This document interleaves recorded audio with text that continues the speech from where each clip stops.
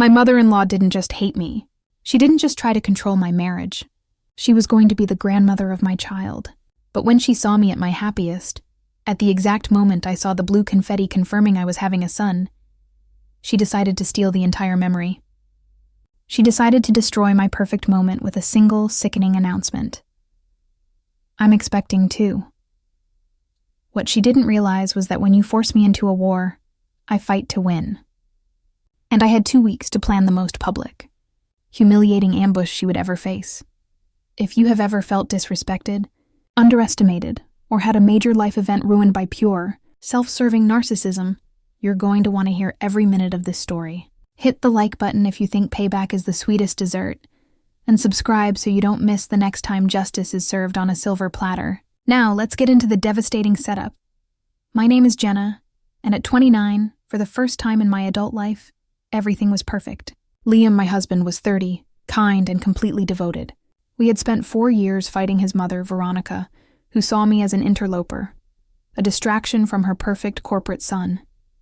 But now, with a baby on the way, I thought we had reached a fragile, if temporary, truce. The gender reveal was my dream. I spent months planning the venue, the food, and the perfect giant balloon filled with confetti. Liam was beaming beside me. This was our moment, a shared victory after years of struggling to conceive. We gathered everyone, counted down from 5, and Liam plunged the needle into the oversized black balloon. A massive, beautiful cloud of blue confetti exploded above us, raining down like a victory shower. Cheers erupted. I threw my arms around Liam, tears streaming down my face. We were having a son! It was perfect. It was everything. And then I heard the sound that cut through the noise, a soft, exaggerated gasp. The cameras pivoted. The cheers died down. Every single face in the crowd turned toward Veronica. She was standing there, radiating dramatic modesty.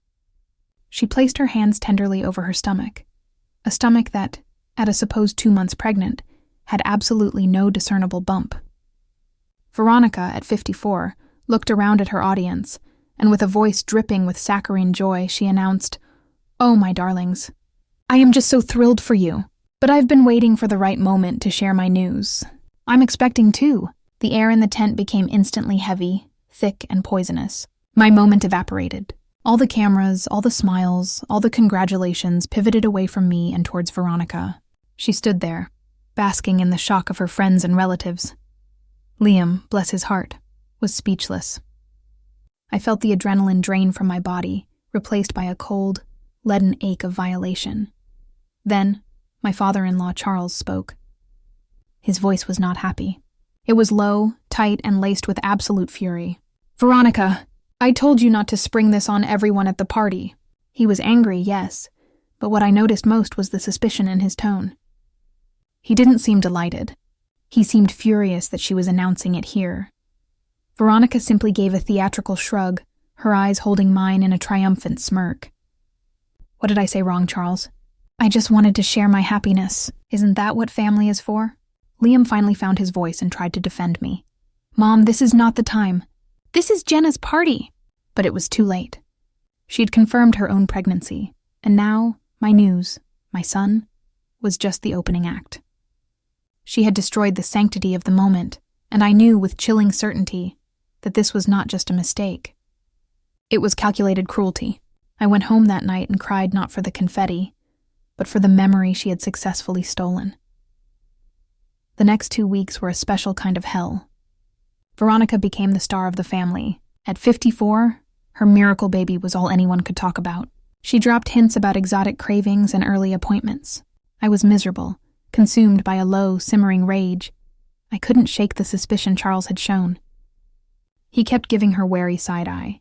He clearly knew something was off about the timeline or the announcement itself, even if he didn't know the full story. I took a miserable lunch break across town one day, slipping into a quiet, exclusive cafe to clear my head. I looked up at a cozy corner table, and there she was, Veronica. But she was not alone. She was with a man, Mark, maybe 40, younger than Charles. They were laughing intimately. The most horrifying detail, the one that broke the entire story open, was right there on the table. Veronica, the woman supposedly 2 months pregnant, was casually sipping a large glass of deep red Merlot. My hands trembled as I took several discreet, zoomed-in photos of her smiling and drinking before sliding out of the cafe. The pregnancy was a lie. A cruel, calculated distraction. I found the man's name through social media, Mark, 40. I contacted him through a fake profile, posing as a mutual acquaintance. I asked about his relationship with Ronnie, and Mark, thinking he was talking to a friend, poured out the tragic details of their year-long affair. Mark knew she was married. Veronica had told him a heartbreaking story. She was married to a controlling, abusive husband, Charles, that they hadn't been physically intimate in years, and that she was just waiting to secure her retirement funds before she filed for divorce. Mark genuinely believed he was her escape route and that she was waiting for peace in this age to finally settle with him. Veronica hadn't just cheated. She had manufactured a complete, sympathetic victim persona for her lover. The true deception was this. Mark believed the marriage was over in every way but legally. He knew about Charles, but Mark knew nothing about the baby. That massive public pregnancy announcement was a secret Veronica kept even from her lover. I had the two definitive, actionable lies. The victim. Persona. Veronica had betrayed Charles and Mark with her web of lies. The fake pregnancy. Proof of her willingness to create a sacred lie. Confirmed by the Merlot photos taken well after her announcement. My revenge would expose all of it at once. The next few days were meticulous planning. My rage was cold and sharp. Veronica thought she could manufacture a public spectacle. I was going to turn that spectacle into her public dismantling. I organized a large private dining room at the most expensive restaurant in town, a setting designed for status, a setting Veronica couldn't refuse. I told Liam it was a pre-baby celebration for us. The night before, the anxiety was almost crippling, but I focused on the image of her sipping that wine, that smug look on her face when she stole my confetti moment. She took my moment. I'm taking her entire life. The morning of the dinner, I called Mark. I told him Veronica was throwing a small surprise party for him with a few close, supportive friends. I promised him it was the start of their next chapter, and that she would finally tell her family tonight. He was thrilled. He was walking into a trap set by the woman he loved. I put on my best dress. It wasn't about looking good. It was about feeling powerful. I was walking into a tribunal, and I was the judge. The family gathered in the private room. The atmosphere was strained, still heavy with the awkwardness of Veronica's pregnancy announcement. But she was composed and regal. I let the wine be poured, and I took a small sip of water, feeling Liam's hand under the table. I stood up, holding my water glass steady. "Thank you all for coming," I began, my voice clear and utterly controlled. "Liam and I are excited for our son, but tonight, I want to address the other exciting news in our family, Veronica's pregnancy. I think we all need some clarity." Veronica beamed at me. She thought I was finally making her toast. "Veronica," I continued, "I want to introduce you to someone who is also very excited about your future, a future you've been planning for over a year." I nodded to the waiter. The door opened, and in walked Mark. The chaos was immediate. Charles's face drained white. He knew this was bad, but he didn't know who this man was. He yelled, "Who is that? Liam, what have you done?" Veronica's entire body went rigid with terror. I waited for the silence to return, my gaze fixed on Veronica. "Family," I announced, holding up my phone, showing the photos of Mark and Veronica laughing and the full glass of Merlot. "This is Mark.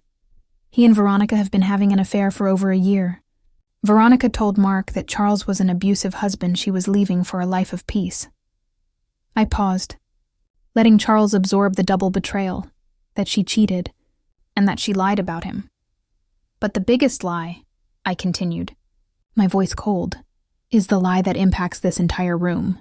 Mark can confirm that he had absolutely no idea Veronica was claiming to be pregnant, because, family, the entire thing is a colossal deception. Veronica was drinking full glasses of Merlot after she told us she was 2 months along." The entire room gasped. The wine photo was irrefutable. Charles looked utterly broken. Veronica was weeping, finally defeated. I finished with the final surgical cut, looking between Mark and Veronica. And if by some incredible miracle she was pregnant, and she wants to start that new life with Mark as she promised him, I concluded, lifting my glass slightly toward Mark. Congratulations. Mark, the paternity is all yours. The humiliation was complete. Veronica's lie, her affair, her entire public image collapsed. She wasn't just a cheating wife. She was a calculated liar who faked a pregnancy to destroy her daughter-in-law's happiness. I finally sat down, feeling the tension bleed out of my muscles. The immediate rage was gone, replaced by a sense of icy calm. Veronica had tried to use the sacred joy of pregnancy as a weapon against me. In return, I dismantled her entire life in the most public way possible. Liam squeezed my hand, his eyes filled with quiet awe and relief. Charles simply stared ahead, realizing the years of suspicion were true.